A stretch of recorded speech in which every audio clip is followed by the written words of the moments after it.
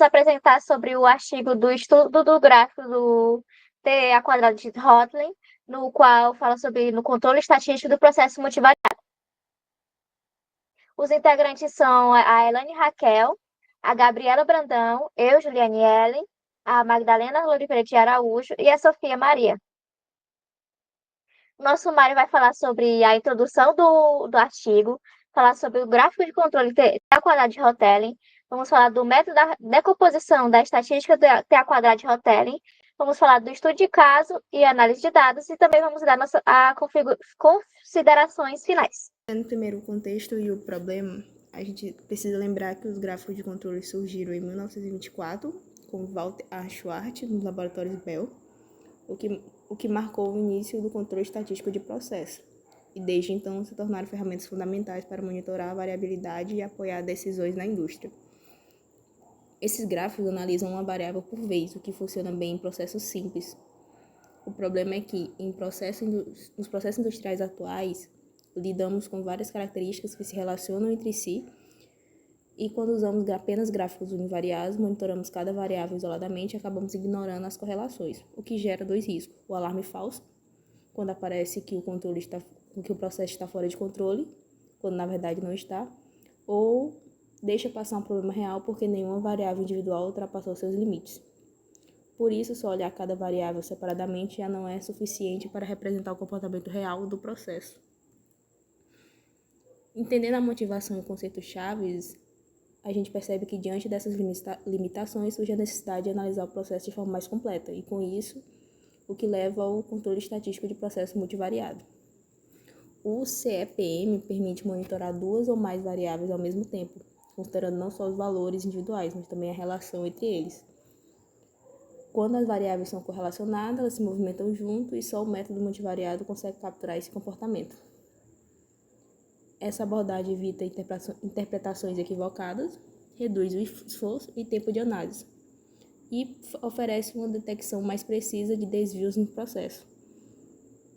E é justamente esse conceito que fundamenta o uso do gráfico T2 de Hotelling, um dos principais gráficos utilizados no CEPM.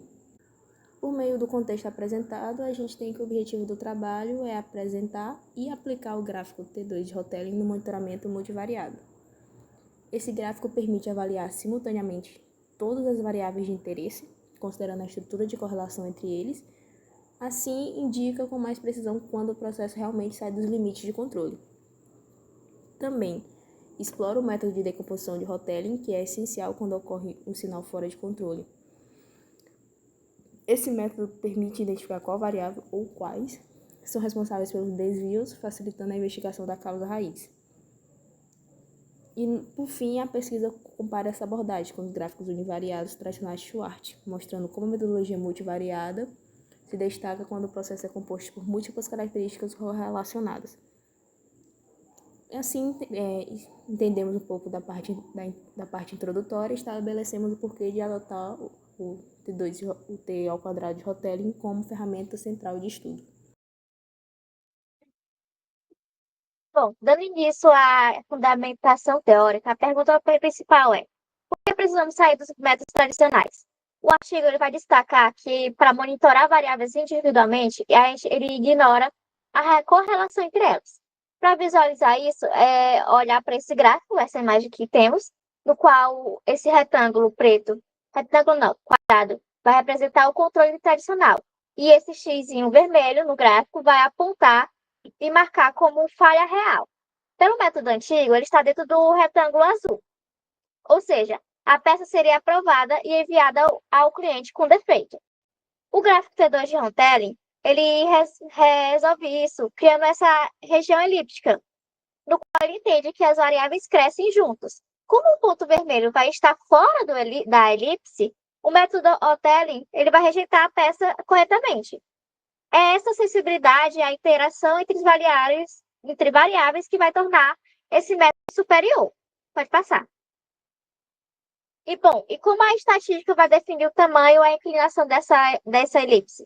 A base matemática, que é a estatística T ao quadrado, vai apresentar na equação 1 do artigo, ou dessa equação que eu estou mostrando agora, que é uma generalização do teste T de Student, no que seria para múltiplas dimensões. Ele não vai precisar, não vamos precisar descobrir a álgebra, mas vamos precisar entender a lógica. O cálculo vai medir a distância da nossa amostra em relação à média ideal, no qual esse S elevado a menos 1 na fórmula é um grande segredo, que vai ser a matriz da covariância interna. E esse que vai servir como um GPS, no qual ela vai quantificar a correlação e vai ponderar o nosso cálculo. Ela também, se é uma variável vai subir e a outra não, vai acompanhar conforme a esperada pela correlação. Esse termo faz o valor do T2, por exemplo, disparar, e no qual vai alertar o nosso erro. Pode passar. Por fim, agora vamos aplicar isso no chão de fábrica, no qual o artigo vai seguir a metodologia de aplicação Montgomery, no qual vai ser dividida em duas fases. A fase 1 é a retrospectiva, no qual vamos usar dados históricos para limpar casos especiais e calcular limites de controle, ou seja, um treino, no qual vai se desenhar-se uma elipse, no qual eu mostrei. E na fase 2 vai ser o monitoramento futuro, no qual seria o jogo no qual fomos treinados, no qual vamos usar os limites calculados na fase anterior para testar se as novas peças vão continuar sob controle. E nosso único pressuposto é que esses dados que precisam funcionar é que devem seguir uma distribuição normal multivariada, no qual deve ser verificada antes de começar. No qual agora a Raquel vai falar.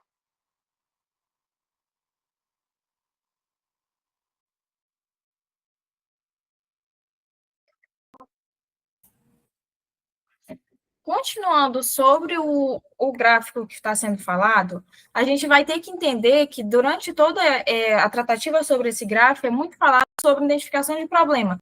Só que a gente tem que entender que ele não traz, sem ter essa decomposição, a gente não consegue entender qual que é exatamente a variável que está causando aquele problema. É tipo quando, por exemplo, para a gente fazer uma analogia, é como se você estivesse dentro do carro e acendesse aquele pisca, só que você não sabe exatamente qual problema está afetando o carro. E com essa decomposição, a gente vai saber justamente isso. Qual que é o problema? Ele não identifica o processo que está fora de controle, mas também não identifica qual que é essa variável. A gente tem que necessariamente fazer essa decomposição. E qual que é a necessidade? Se o processo está fora de controle, qual que é o problema? Sem a decomposição, a gente sabe que é apenas um problema, sabe que está acontecendo alguma coisa. E com a decomposição, a gente identifica exatamente qual que é a variável que está sendo responsável por causar aquilo. A gente permite uma ação corretiva direcionada e eficiente em cima do problema identificado. O impacto prático que a gente consegue ter é justamente evitar aquelas investigações que sejam demoradas e complexas de todas as variáveis, analisar cada uma, sendo que a gente já consegue agir pontualmente em uma delas. Redução dos custos operacionais e, com certeza, agilidade na tomada de decisões. Passando para como que se dá essa lógica desse método, a gente tem que entender que, primeiro, a gente tem que a grande sacada que teve com o criador desse método é que eles descobriram que dá para a gente dividir essa estatística, que é T ao quadrado, em pedacinhos independentes, onde cada pedacinho mostra a contribuição de cada variável. É como se a gente fosse dividir uma pizza entre amigos e a gente vai ter que entender quanto que cada um vai pagar. Esse primeiro, T ao quadrado 1, é o termo incondicional da primeira variável. Esse ele é o mais simples, onde essa fórmula ela é dada dessa forma, que a gente consegue visualizar ela de uma forma mais simples. Ou seja, você vai pegar esse valor de x1, subtrair pela essa média histórica, divide pelo desvio padrão, e aí fica aquela pergunta, quão longe essa primeira variável está? É como, para que a gente consiga entender, é que você vai medir a temperatura e o seu cálculo mostra o quanto você está febril dado a sua febre. Agora, a gente tem os termos condicionais, que são essa equação que está sendo apresentada, onde eles vão medir cada variável contribui mais, descontando que essas variáveis anteriores já explicaram. Agora, a gente vai entender qual que é a importância prática dessa aplicação. onde um procedimento ele é surpreendentemente simples. Primeiro, você vai calcular todos aqueles termos de composição que foi falado, e depois você vai naquela tabela F, onde já tem todos os valores tabelados, você vai pegar essa distribuição e cada termo que vai seguir, conforme a distribuição da tabela, em grau de liberdade, vai multiplicar esse valor de correção, n mais 1, sobre o próprio n. Agora vai chegar a parte da investigação, onde a gente vai entender qual o F é o menor valor, assim, dado aquele F de menor valor, a gente vai encontrar quem que é o real culpado, entre aspas, né? Qual que é aquela variável que realmente está causando aquele gargalo no processo. Se esse F for menor ou igual, essa variável está tranquila, ela não vai ser realmente um problema. Como é mostrado no artigo, eles dão o exemplo de uma fábrica de motocicletas, onde eles estavam monitorando em torno de 5 dimensões de um tubo, ou seja, X1, X2 até X5. Esse gráfico que foi mostrado, ele apitou uma primeira observação do dia, onde tinha alguma coisa errada. Eles fizeram essa decomposição que foi mostrada e acharam que o T2 é igual a 0,65, o T2, o segundo T2, no caso, é o 0,29, até que eles encontraram que o X5, que é um T2 também, foi igual a 5,12, ou seja, foi maior do que o F que foi tabelado antes, que era 4,38. Ou seja, a gente consegue, o artigo traz para a gente qual que é a variável que está sendo o problema. Com isso, a gente tem as vantagens, que no caso é a rapidez na identificação da causa raiz, onde não nos permite aquelas análises extremamente detalhadas, precisão na tomada de decisão, economia de tempo nos recursos da investigação e uma ação corretiva focada na variável problemática.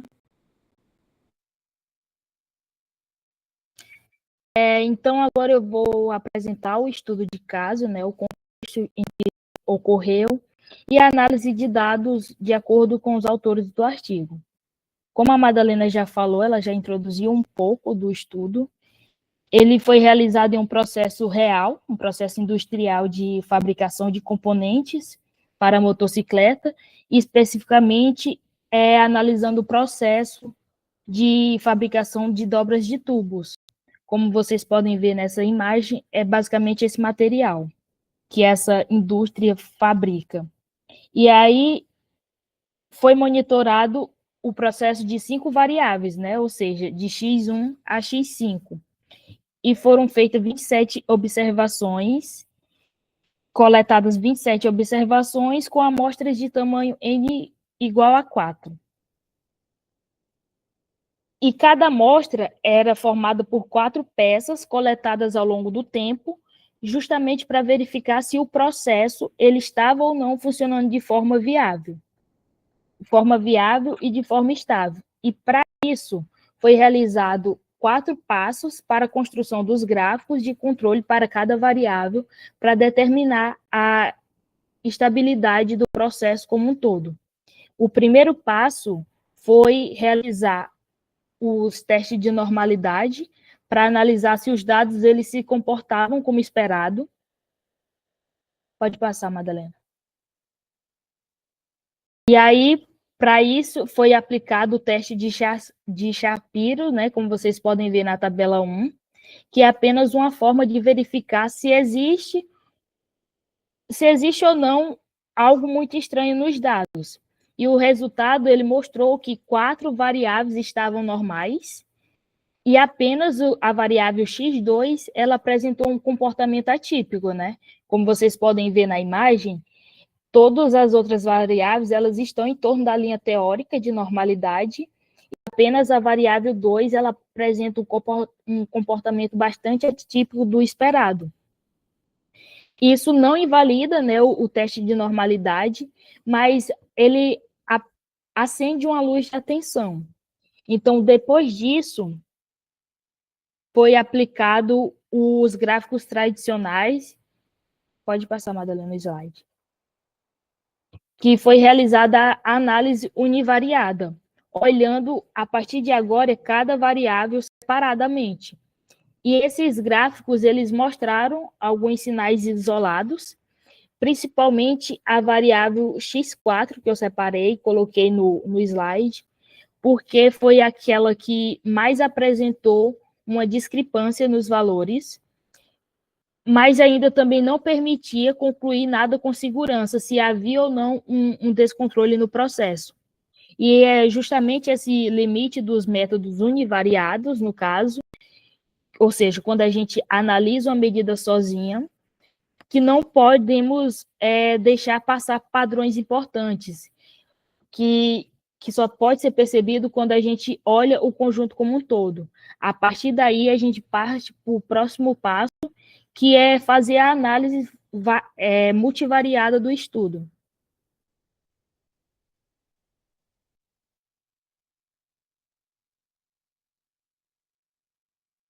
Na análise multivariada, que é o slide seguinte,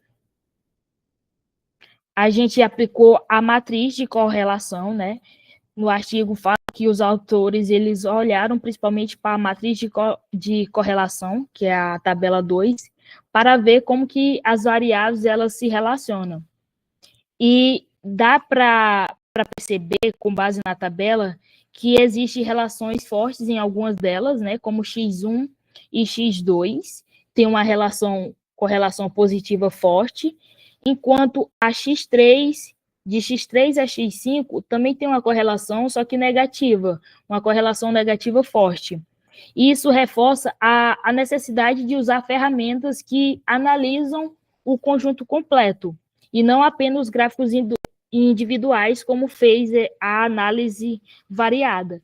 Como vocês podem ver, x1 e x2, eles tiveram uma correlação positiva de 0,67, enquanto x3 a x5 teve uma correlação negativa forte de menos 0,58. E o que isso significa? Que as variáveis elas não são independentes, ou seja, por isso que é necessário fazer o estudo delas de forma conjunta, avaliando o conjunto como um todo. E aí, por exemplo, se a cota X1 do tubo da alça ela aumenta, isso quer dizer que a cota X2 ela também aumenta. Mas, em contrapartida, pensando pelo lado da correlação negativa, se a cota X3 ela aumenta, então a cota X5 ela vai diminuir. Com isso, né, foi construído o gráfico T ao quadrado de Hotelling, que funciona como um único gráfico capaz de avaliar simultaneamente todas as variáveis já apresentadas. E aí, com base, vocês podem ver no gráfico que eu coloquei no slide, dá para apresentar um resultado bem claro, que é a primeira observação, ela ficou acima do limite superior de controle, né? Que foi até essa parte que eu circulei. Ou seja, quando todas as medidas elas são analisadas junto, esse ponto realmente se destaca como fora do padrão esperado. E qual variável é responsável? Para a gente determinar a variável responsável por esse controle, essa observação, no caso, fora dos limites, é necessário fazer o que a Madalena apresentou anteriormente, que é realizar a decomposição do T ao quadrado, porque ela serve basicamente para identificar qual variável foi responsável pelos descontroles. E os resultados, eles mostraram que a X5 ela teve uma contribuição significativa maior do que as outras. Tem aí um limite, que a Madalena já até disse também, do F esperado, que no caso é 4, do F tabelado, no caso, é 4, enquanto o total é 6,2. Podem perceber que de X1 a X4, eles têm um valor em média ali normal, enquanto a X5 ela apresentou acima de 5, demonstrando assim de forma bem clara que é essa variável que apresenta a normalidade. E aí, na prática, isso significa que se a fábrica ela quisesse investigar o problema, ela deveria começar justamente pelo processo relacionado à medida X5, e, inclusive, os autores eles sugerem que isso pode ter sido causado por um ajuste inicial da máquina de dobra, já que o ponto de controle, fora de controle ocorreu logo na primeira observação. Então, em resumo, os gráficos individuais eles não foram conclusivos, enquanto o gráfico de T ao quadrado ele identificou um ponto fora de controle, E a decomposição mostrou que x5 era a variável que estava puxando o processo para fora dos limites. E para finalizar, pessoal, vamos só resumir o que as meninas falaram, destacando as principais vantagens e uma comparação em relação ao método tradicional apresentado aqui. No método tradicional, foi possível destacar que foram feitos 5 gráficos separados, que são suscetíveis a alarmes falsos, não identificam a causa principal e ignoram as correlações. E se houver correlação, pode indicar até um alarme falso, alguma coisa errada naquele processo, sendo que, na verdade, não seria. Já no método T ao quadrado de Hotelling, a gente tem que vai ser um único gráfico unificado, ele vai considerar essas correlações para poder ser mais assertivo no resultado final, e ele vai fazer uma detecção confiável, porque ele vai identificar a variável do problema. E aí a gente tem que é justamente isso. O diferencial do T ao quadrado de Hotelling é a eficiência. Enquanto o método tradicional, ele exige um gráfico separado para cada variável, o T ao quadrado de Hotelling usa apenas um gráfico para monitorar todas as variáveis simultaneamente. E isso elimina alarmes falsos e permite identificar exatamente qual variável está causando descontrole. Na prática, menos tempo de análise, menos custos e mais eficiência. E aí, para fazer um resumão, a gente tem que o T ao quadrado de Hotelling é comprovadamente superior aos gráficos univariados quando trabalhamos com múltiplas variáveis correlacionadas. E na indústria, que foi o exemplo do artigo, essa é a realidade da maioria dos processos. A gente tem também que o método da decomposição de Hotelling não é só teoria, ele funciona, tão tal que a sua decomposição foi aplicada, encontrou a causa raiz, foi conseguido aplicar com sucesso em ambiente industrial, e essa metodologia ela vai ser essencial para empresas que querem atender aos padrões de qualidade cada vez mais exigentes do mercado. E um ponto de atenção é que esse método funciona melhor quando suas variáveis estão correlacionadas e você precisa detectar grandes variações. Para mudanças pequenas, existem outros métodos mais sensíveis, mas, em resumo, o gráfico de controle é uma ferramenta para um gestor tomar decisões melhores. E o T ao quadrado de Hotelling faz isso com muito mais eficiência do que os métodos tradicionais. É isso, pessoal. Aqui no slide seguinte tem as nossas referências. Muitíssimo obrigada.